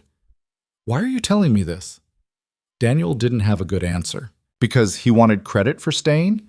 Because he wanted her to acknowledge that he'd chosen right? I don't know, he said finally. Victoria turned to face him. Her expression was tired. Daniel, I'm glad you're staying. I am. But you staying because you deleted a voicemail isn't the same as staying because you want to be here. I do want to be here. Do you? Or do you just not want to leave? What's the difference? Everything. Victoria picked up her book. One is choosing. The other is just not choosing differently. She left before he could respond. Daniel stood in his kitchen, the smell of fresh cookies in the air, and felt the truth of her words settle into his bones. He wasn't choosing to be here. He was just refusing to leave. And that wasn't the same thing at all. That night, Daniel couldn't sleep. He went downstairs, made coffee even though it was 2 in the morning, sat at the kitchen table in the dark. His phone was face down on the table. He picked it up, scrolled through his contacts. Marcus, his old supervisor in Phoenix. They hadn't talked since Daniel had turned down the offer to come back. Daniel typed out a message. You awake? 3 minutes later. Unfortunately, insomnia's a bitch. What's up? How do you know when you're making the right choice? You don't. You make a choice, and then you make it right. Daniel stared at the message. That's not helpful, he typed. Wasn't trying to be helpful. Was trying to be honest. Same question then. How do I make it right? Stop hedging your bets. Stop keeping escape routes open. Commit to something and see it through even when it's hard. Especially when it's hard. Daniel set the phone down. Sat there in the dark. Thought about what commitment actually looked like. He'd committed to Sarah. Then she'd died and taken that future with her. He'd committed to Phoenix, to the job, to the life they'd built. Then he'd run from all of it because staying hurt too much. Now he was here, in this town, this house, this life. But he hadn't really committed to any of it. He was just existing in it, waiting to see if it would work out before he decided if he was staying. That was the problem. He wanted guarantees, wanted to know it would work before he fully invested. But life didn't work that way. Sarah had taught him that. The next morning, Daniel called Tom. Wondered when you'd get around to it, Tom said. I've been busy. Sure you have. Tom's voice was amused. What do you need? Advice. About? How to stop being an idiot. Tom laughed. That's a long conversation. Want to come by the shop? Daniel went during his lunch break. The shop smelled the same, sawdust and varnish and coffee. Tom was working on a chair, his hands moving with practiced efficiency. New job treating you well? Tom asked without looking up. It's fine. Fine's not good. It's better than fine. It's what I'm qualified for. Good money, good benefits, actual career prospects. And you hate it. Daniel sat on a workbench. I don't hate it. But you don't love it either. Tom set down his tools. Here's what I think. You took that job because it looked right, because it's what you're supposed to want. Stability, respectability, a path forward. What's wrong with that? Nothing, if it's actually what you want. But is it? Daniel didn't answer. Tom picked up a piece of sandpaper, started smoothing the chair arm. When Robert Hale died, he left Victoria everything. The company, the money, all of it. Everyone expected her to take over, keep building what he started. She went to 2 board meetings, then sold her shares and came back here. I know. Do you know why? She wanted a simple life. She wanted a real life. There's a difference. Tom blew sawdust off the chair. Robert loved what he did. Genuinely loved it. But Victoria didn't. She did it because she thought she was supposed to, because it looked right from the outside. Then he died, and she realized she didn't have to anymore. Daniel understood where this was going. I'm not Victoria. No. But you're doing the same thing, taking the path that looks right, instead of the one that feels right. And what if there's no difference? What if the right path is supposed to be hard? Hard's different from wrong. You know that. Daniel looked at his hands. They were soft now, no longer calloused from the furniture shop. Just 2 weeks and already the evidence of that work was fading. I don't know what I want, he said quietly. Yeah, you do. You're just scared to admit it. That evening, Daniel picked up Emma from school. She climbed into the truck chattering about her day, about her friends, about the art project they were doing. He drove home on autopilot, nodding at the right times, making appropriate sounds. When they pulled into the driveway, Emma said, "Can we go to Victoria's?" "She's probably busy." "She's in the greenhouse. I can see her." Daniel looked. Emma was right. Victoria was inside, working among the plants. "Not today, Em." "Why not?" Because I said so. Emma's face fell. She got out of the truck without arguing, which somehow made it worse. Inside, Daniel started dinner. Pasta. Simple. Emma did her homework at the table, unusually quiet. Daniel wanted to say something, fix whatever he'd broken, but he didn't know how. Around 7, someone knocked. Daniel opened the door to find Adrian standing there. Again. "We need to talk," Adrian said. "That's becoming a habit. Can I come in?" Daniel stepped aside. Adrian entered, looked around. His eyes landed on Emma's backpack, her shoes by the door, the drawing stuck to the refrigerator. "Cute," Adrian said, though he didn't sound like he meant it. "What do you want, Adrian?" I need to know what your plans are. Long term. I already told you No, you told me you were staying, but staying and building a life are different things." Adrian crossed his arms. "My mother's getting attached. To you, to Emma. I need to know if that's going to be a problem." "Why would it be a problem?" "Because attachment means vulnerability, and my mother's been hurt enough." Daniel felt his patience snap. "You know what? I'm tired of this. I'm tired of justifying my existence to you. I live here, I have a job, I'm raising my daughter, I'm friends with your mother. None of that requires your approval. It does when she's my mother. She's also an adult who can make her own decisions." "Can she?" "Because from where I'm standing, she's making the same mistake she always makes, seeing the best in people who don't deserve it." "You don't know me." "I know enough. I know you're still figuring things out, still deciding if you want to be here. That kind of uncertainty is dangerous when someone cares about you." Daniel's anger deflated, because Adrian was right. He was uncertain, and Victoria did care about him, even if neither of them had said it out loud. "What do you want me to do?" Daniel asked. "I want you to either commit or leave. Stop stringing her along while you figure out your life." "I'm not stringing anyone along. Aren't you?" Adrian moved toward the door. "Make a choice, Daniel. A real one. Because my mother deserves better than someone who's half here." He left. Daniel stood in the quiet house, Emma's eyes on him from the table. "Is Adrian right?" she asked. "About what? Are you half here?" Daniel looked at his daughter, 5 years old and too smart for her own good. "I'm trying not to be," he said. "Try harder." 2 days later, Daniel got another call, this time from a headhunter in California. Another opportunity better than Seattle. They'd found his profile, thought he'd be perfect, wanted to fly him out for an interview. Daniel said no immediately. Didn't hesitate. Didn't keep the number. But the call stayed with him, a reminder that he could leave any time, that other options existed, that staying here was a choice he had to keep making. That weekend, Daniel decided to finish the basement. He'd been avoiding it for months. It was a mess of old boxes and broken furniture and whatever else his uncle had shoved down there. But he needed a project, something physical he could control. He spent Saturday hauling garbage up the stairs, old newspapers, broken tools, things that should have been thrown away years ago. Emma helped when she could, carrying lighter items, asking questions about Uncle Walter. "Did you love him?" she asked at one point. "I didn't know him well enough to love him. But he left you his house." "Yeah, so he must have loved you." Daniel stopped, looked at the letter he'd found weeks ago, still in the desk drawer. Maybe he did. That's sad. To love someone who doesn't love you back. "Yeah, Em, it is." They worked until dark. The basement was half empty now, enough space cleared to see the foundation, the support beams, the bones of the house. It was solid, well built, just needed someone to care for it. Sunday morning, Daniel woke up with a plan. He got dressed, got Emma ready, and walked next door. Victoria answered on the second knock. She looked surprised to see them. "Can we talk?" Daniel asked. "Now?" "If you have time." Victoria looked at Emma. "Want to pick some strawberries while we talk?" Emma nodded eagerly.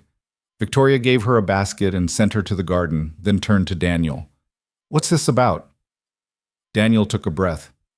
"Adrian came by again. He said I need to either commit or leave. That being uncertain is unfair to you." Victoria's expression hardened. "Adrian needs to mind his own business. He's not wrong, though. Isn't he?" "No, I have been uncertain.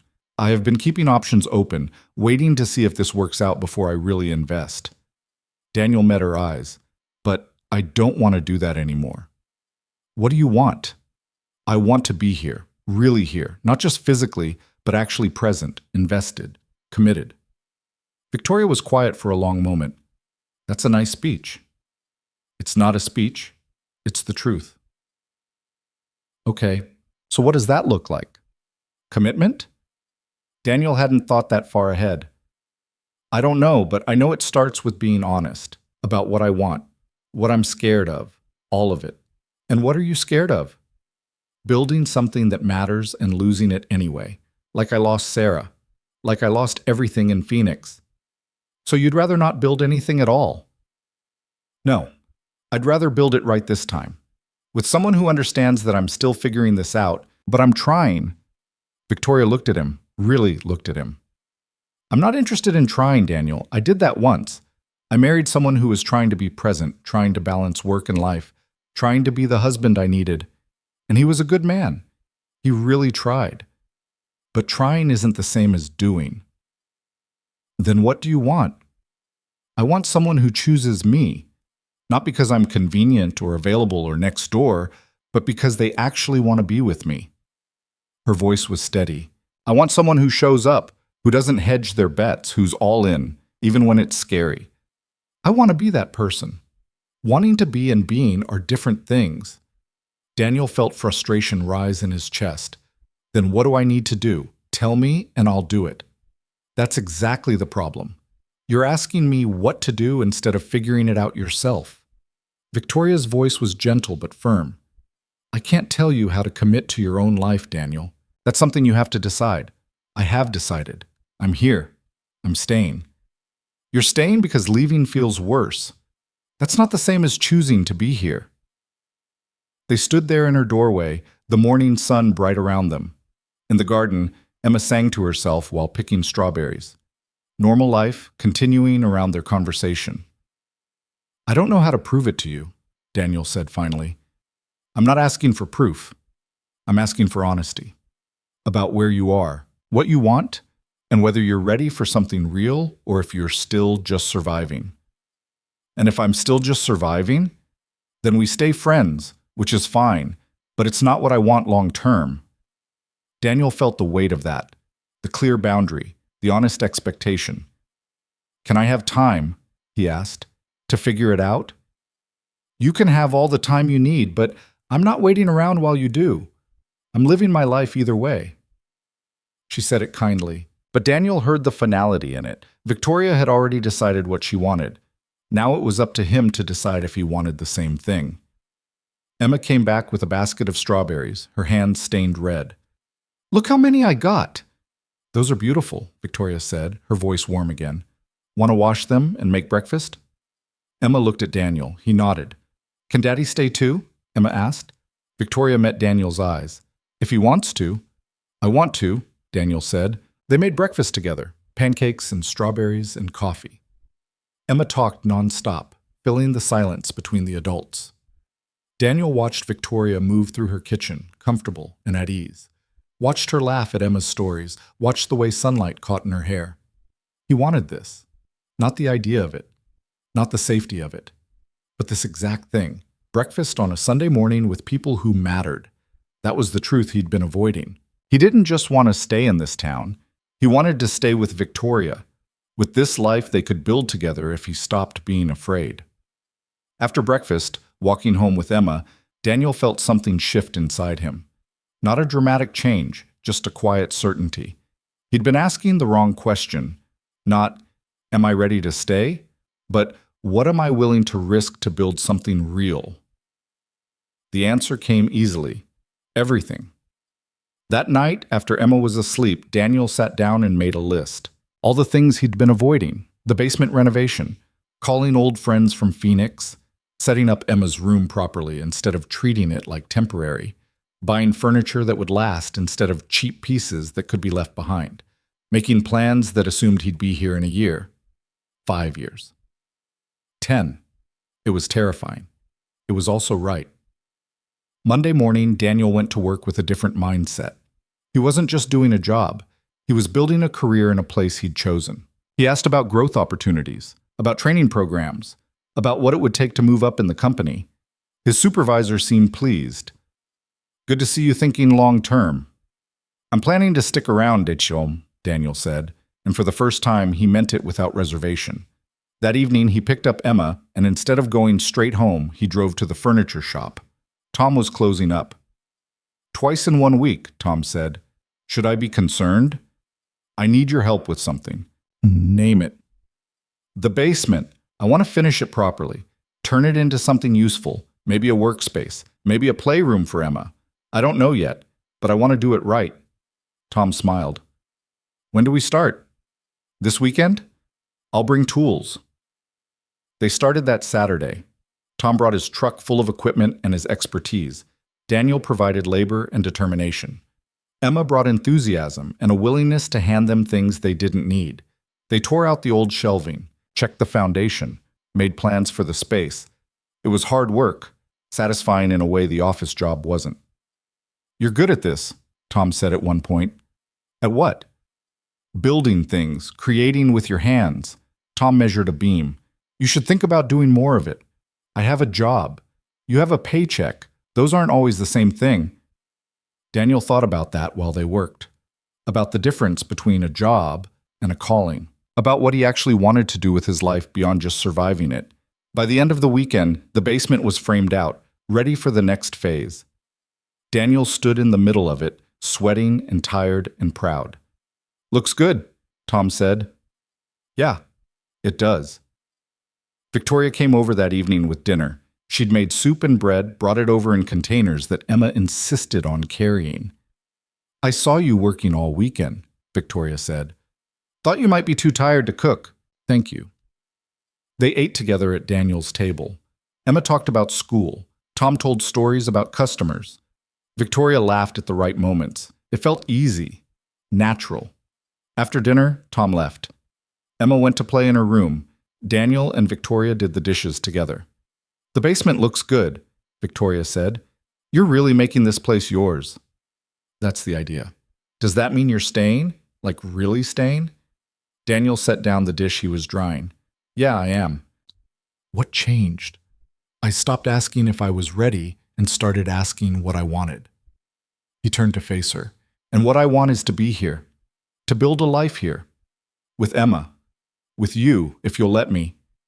Victoria was quiet. Then she said, "I need more than words, Daniel. I know, and I'll show you, however long it takes." She studied his face. "Okay. Okay? Okay, show me." It wasn't a declaration. It wasn't a promise. But it was a chance. Daniel would take it. Showing turned out to be harder than saying. The weeks after that conversation felt like walking a tightrope. Daniel threw himself into the house renovation with a focus that bordered on obsessive. The basement became a proper workshop, walls painted, shelving installed, tools organized. He fixed the roof, replaced the gutters, refinished the hardwood floors upstairs. Every decision was permanent. Every choice assumed he'd be there to see it age. Victoria watched from a distance. She didn't comment on the work, didn't offer help unless he asked. She was keeping her word, living her life either way. Emma noticed the shift between them. "Why don't we go to Victoria's anymore, she asked one October evening. "We go sometimes. Not like before. Before we went every day." Daniel set down the paintbrush he'd been cleaning. "Victoria and I are figuring some things out." "Like what?" "Grown-up things." Emma made the face she always made when he said that. "You mean you had a fight?" "Not a fight, a conversation." "About what?" Daniel considered lying, simplifying, but Emma deserved better than that. "About whether I'm really staying here or just pretending to stay while I figure out what I actually want." Emma was quiet for a moment. Then she said, "Are you pretending?" "I was. I'm not anymore." "How does Victoria know that?" "She doesn't, not yet. That's what I'm trying to show her." "You could just tell her." "I did tell her. But words are easy. Anyone can say things." Emma thought about that. "Like when you promised Mom you'd fix the cabinet and you didn't for like 6 months?" Daniel felt that hit him in the chest. "Yeah, like that. Did it make Mom sad? Probably. Then don't do that to Victoria. Out of the mouths of 5-year-olds. That weekend, Daniel invited Victoria to dinner, not asking her to bring anything, not suggesting they eat at her place. A proper invitation to his house, to a meal he'd cook himself. She said yes, but there was caution in her voice. Daniel spent Saturday cleaning. Actually cleaning, not just pushing things around. He vacuumed, dusted, scrubbed the bathroom until it gleamed. Emma helped, though her version of helping mostly involved getting in the way. "Why are you so nervous?" she asked. "I'm not nervous." "You cleaned the toilet twice. It was really dirty." "No, it wasn't." Daniel stopped, looked at his daughter. "Okay, I'm nervous." "Why?" "Because this matters. Victoria already likes you. I know, but I want her to see that I'm serious about being here, about building something real." Emma considered this. "You should tell her about the workshop." "Why?" "Because you built it to stay. She needs to know that." Smart kid. Victoria arrived at 6. She wore jeans and a simple sweater, her hair down. She looked beautiful in a way that made Daniel's heart skip. "Something smells good," she said. "Chicken, roasted vegetables, nothing fancy." Fancy would have made me suspicious. They ate at the table Daniel had refinished. Emma chatted through dinner, oblivious to the tension, or maybe not oblivious, maybe trying to help. After Emma went to play, Daniel and Victoria sat on the porch. October air, cool but not cold. The stars were out. "I finished the basement," Daniel said. "I saw. Looks professional. Tom helped, but I did most of it." Victoria nodded, waited. "I built it as a workshop, a place to make things. Furniture, projects, whatever." Daniel looked at his hands. "I've been thinking about Tom's offer." "What offer?" "He asked if I wanted to partner with him, take over the business eventually when he retires. Half the shop, teach me the trade properly, build it into something bigger." "That's a big opportunity." "Yeah." "But you have the logistics job." "I do, and it pays well, better than the shop ever will." Daniel turned to her. "But I hate it." "I go there every day and feel like I'm suffocating, like I'm wearing someone else's life. So quit. It's not that simple." "Isn't it?" Daniel laughed, but there was no humor in it. "I have a daughter to support, bills to pay. I can't just walk away from stability because I'm not happy." Victoria was quiet for a long moment. "My husband said that once, almost word for word. He hated what he did by the end, but he couldn't walk away from it. The money was too good, the prestige too important, so he kept going until it killed him." Daniel felt the weight of that. "I'm not saying you should be reckless," Victoria continued, "but there's a difference between being responsible and being a martyr to responsibility. You can provide for Emma without sacrificing yourself. What if I fail? What if the shop doesn't work out? Then you'll figure something else out. That's what people do. You make it sound easy. I make it sound possible. There's a difference." Daniel thought about that. About the difference between easy and possible. About his uncle's letter, still in the desk drawer. About choosing to move towards something instead of just away from everything else. "I'm scared," he said finally. "I know."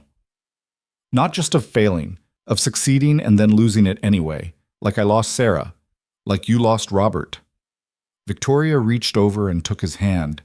It was the first time she'd initiated contact in weeks. "Here's what I learned," she said. "You can't live your life trying to prevent loss.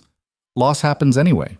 The only choice is whether you let the fear of it keep you from building anything worth losing." Daniel looked at their joined hands. "When did you get so wise?" "When I had to bury my husband and figure out how to keep living." She squeezed his hand. "I'm not saying it's easy. I'm saying it's worth it." They sat there in the dark, holding hands, not saying anything. It felt like something was shifting, something fragile but real. The next morning, Daniel called his supervisor, asked for a meeting, gave 2 weeks' notice. She seemed surprised but not upset. "Can I ask why?" "I'm going a different direction, something more hands-on." "Well, good luck. You're a good worker. If you ever want to come back, let me know." He wouldn't be coming back. He knew that now. Tom's reaction was more dramatic. You serious? He said when Daniel told him. Dead serious. Because if you're not sure, don't do this. I can't have you backing out 6 months in. I'm sure. Tom studied him. Then he grinned. All right then. Let's build something. They shook on it, started making plans. Daniel would work his notice, then transition to the shop full-time. They'd renovate, expand, bring in new equipment. Tom would teach him the fine woodworking he didn't know. Daniel would handle the business side, the logistics, the growth. It felt right in a way nothing had in years. Emma's reaction was the best. Does this mean you'll be happier? She asked. I think so. Good. You're nicer when you're happy. Daniel laughed. Fair enough. That evening, he walked over to Victoria's. She was in the greenhouse, repotting something. I quit, he said. She looked up. The logistics job? Yeah. Gave notice today. I'm partnering with Tom. Victoria set down the pot. That's a big decision. It's the right decision. How do you know? Because for the first time in 3 years, I'm not choosing the safe thing. I'm choosing the thing I actually want. Victoria smiled, a real smile. Okay then. Okay? Okay. I'm proud of you. Daniel felt something warm spread through his chest. That means a lot. Don't mess it up. I'll try not to. But trying wasn't enough. Daniel learned that quickly. The first month at the shop was brutal, harder than he'd expected. The work was physically demanding in ways his body wasn't used to anymore. His hands blistered, his back ached. He came home exhausted every night. Emma was patient, Victoria was supportive, but Daniel felt the doubt creeping in. What if he'd made a mistake? What if he couldn't do this? What if he'd given up stability for a dream that would fall apart? One particularly bad day, he cut a piece wrong. Expensive wood ruined. Tom didn't get angry, but Daniel saw the disappointment. Happens to everyone, Tom said. Not to you. Happens to me all the time. I just don't make a big deal about it. Tom handed him a new piece. Measure twice, cut once, try again. Daniel tried again, got it right, but the doubt lingered.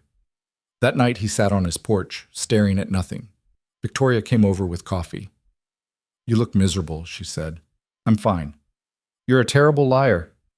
She sat beside him. What happened? Daniel told her about the mistake, about the doubt, about feeling like maybe he'd been stupid to think he could do this. Victoria listened. Then she said, You know what the difference is between you now and you 3 months ago? What? 3 months ago, you would have used this as an excuse to quit, to say it wasn't working and run somewhere else. I'm not quitting. I know, that's my point. She sipped her coffee. You're uncomfortable and scared and doubting yourself, but you're staying anyway. That's growth. Doesn't feel like growth. Feels like failure. That's because growth usually does. It's messy and hard, and sometimes you ruin expensive wood. But you keep going. Daniel looked at her. How are you always right? I'm not. I'm just older and have made more mistakes. They sat there in the quiet. After a while, Victoria said, I'm going to tell you something I've never told anyone. Okay. When Robert died, I didn't just lose him, I lost my identity. I'd spent 15 years being Robert Hale's wife, going to his events, supporting his career, playing the role everyone expected. When he was gone, I didn't know who I was without him. Daniel stayed quiet. So I sold everything and came back here, and everyone thought I was grieving, finding myself, being brave. Victoria laughed softly. But really, I was terrified. I had no idea what I was doing. I just knew I couldn't keep being who I'd been. When did it get easier? It didn't. It just got different. Less scary, more real. She turned to him. You're in that space right now, between who you were and who you're becoming. It's uncomfortable, but it's where the actual living happens. Daniel thought about that, about living versus existing, about becoming versus just being. Thank you, he said. For what? For not letting me quit. I'd never stop you from quitting. That's your choice. Victoria stood. But I will remind you why you started. That's what people who care about you do. She went home. Daniel sat there a while longer, thinking about people who cared about him, about how few of them there had been in recent years, about how he'd pushed most of them away. He was tired of pushing people away. The next few weeks were still hard, but different. Daniel stopped expecting perfection, started asking questions instead of pretending he knew things. Tom appreciated it. Their partnership developed into something real: complementary skills, mutual respect, shared vision. Emma settled into school, made friends, joined the school play, became the kind of kid who talked nonstop about her day because her day actually mattered to her. Victoria became a constant in their lives again, not hovering, not intrusive, just present. Dinner a few times a week, weekends helping Emma with cooking projects, quiet evenings on the porch after Emma went to bed. It wasn't dramatic. It was just life. Then Adrian came back. It was a Saturday in November. Daniel and Tom were installing new equipment in the shop when Adrian walked in. He looked around, taking in the renovations, the new tools, the organized workspace. "Impressive," he said. "Thanks," Daniel replied, not stopping his work. "Can we talk?" "I'm busy." "It's important." Daniel sighed, set down his drill. "Tom, give us a minute?" Tom left. Adrian walked around the shop, running his hand along a half-finished table. "You're actually doing this," Adrian said. "Building a business here." "That was always the plan." "No. The plan was to stay temporarily, maybe sell the house, move on eventually." Adrian turned to face him. "But you're putting down roots." "Yeah, I am." Adrian was quiet for a moment. "My mother's happy." Daniel wasn't sure how to respond to that. "She's been happy before," Adrian continued. "After my father died, she threw herself into the greenhouse, the garden, all of it. I thought it was healing, but it wasn't. It was distraction. And now? Now it's different. She's different." Adrian's jaw tightened. "Because of you and your daughter.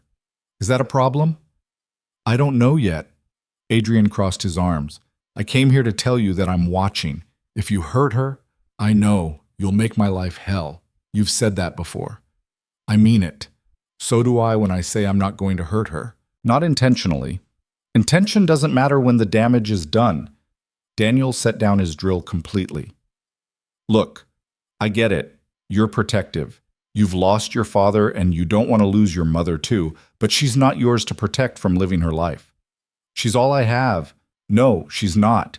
You have your own life, your business, your choices. But you're so busy managing her that you're not living yours." Adrian's face went red. "You don't know anything about my life." Then tell me. Tell me why you're so desperate to control hers." Adrian opened his mouth, closed it, looked away. "My father died chasing something that didn't matter," he said finally. "Success, money, legacy, all of it killed him. And my mother just let it all go, like it meant nothing, like his life meant nothing. That's not what she did. Isn't it? She sold his company, abandoned his vision, came back here to play in the dirt." Daniel understood then. "You think she betrayed him?" "I think she gave up." "No, she chose differently. There's a difference. She chose wrong." "Who says?"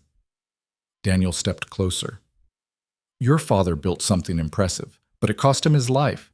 Your mother chose not to pay that same price. That's not betrayal, that's survival." Adrian's hands were fists at his sides. "You don't understand." "You're right. I don't. Because I lost my wife and spent 3 years running from anything that reminded me of her. I gave up everything we'd built together because I couldn't stand to look at it. So no, I don't understand choosing to honor someone by living differently, but I respect the hell out of it."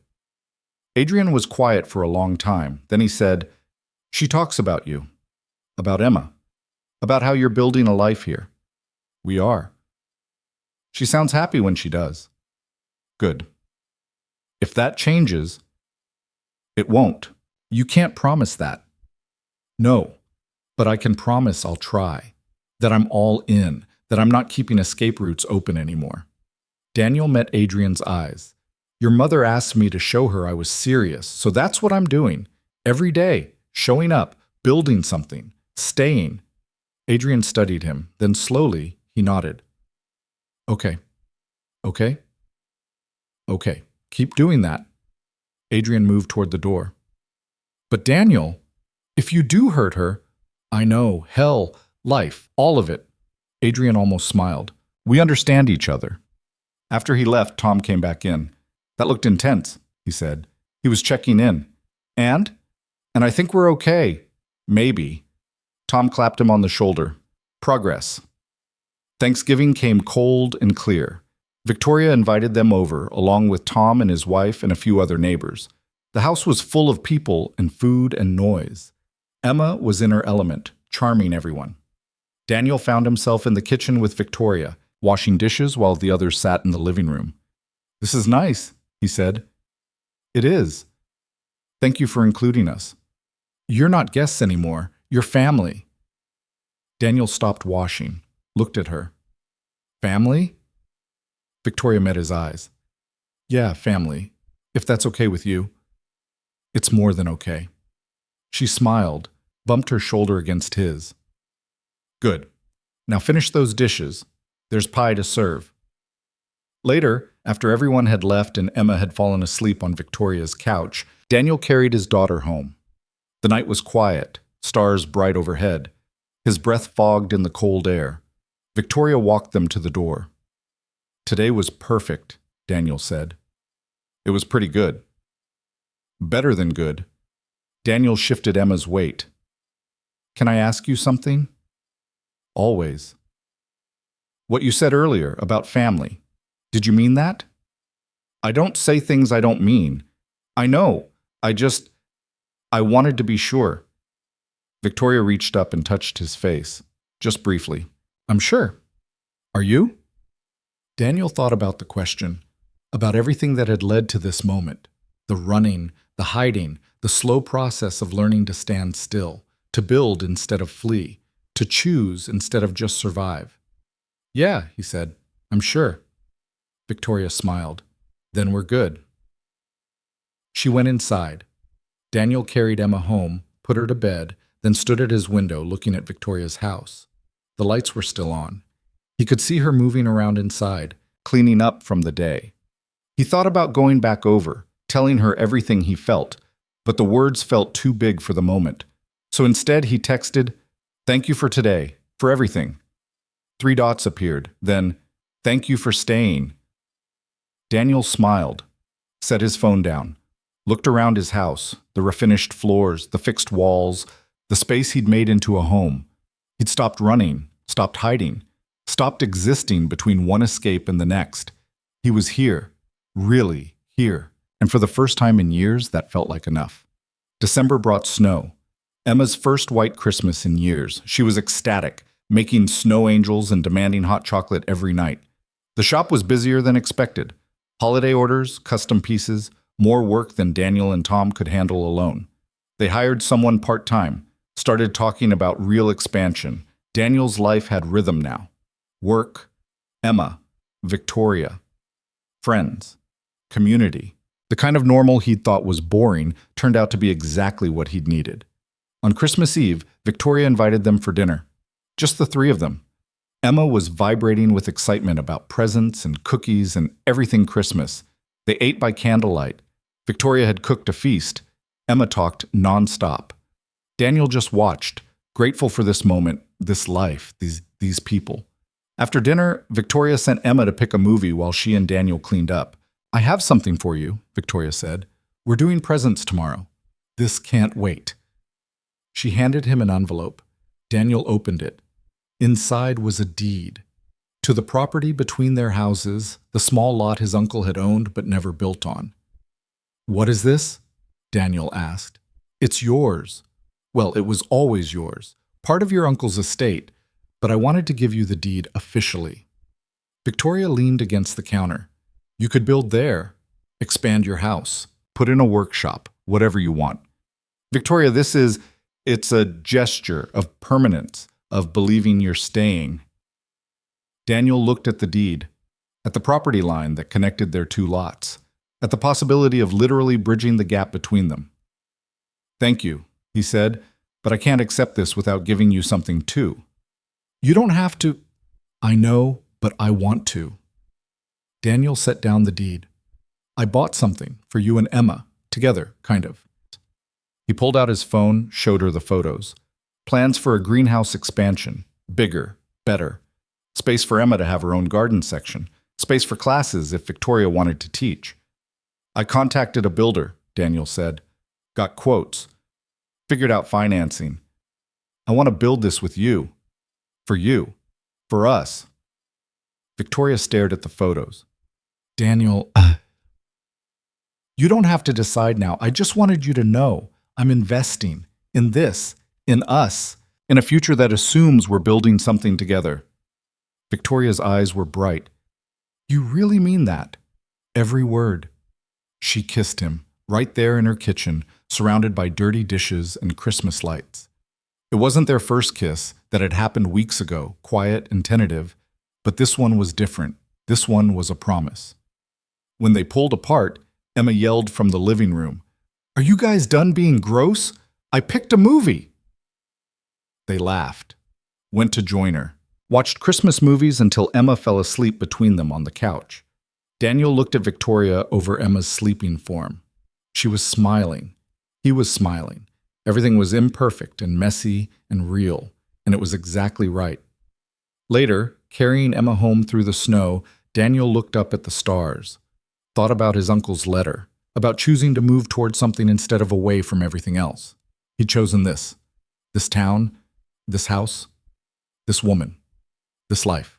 And he'd keep choosing it, every day, in every decision, in every moment that mattered, because that's what commitment looked like. Not a single choice, but 1,000 small ones. Not a destination, but a direction. He was finally moving forward. The house was warm when he got inside. He put Emma to bed, then stood in his workshop in the basement, the tools he'd organized, the projects in progress, the evidence of a life being built instead of survived. His phone buzzed. Victoria, Merry Christmas. I love you. Daniel stared at the words.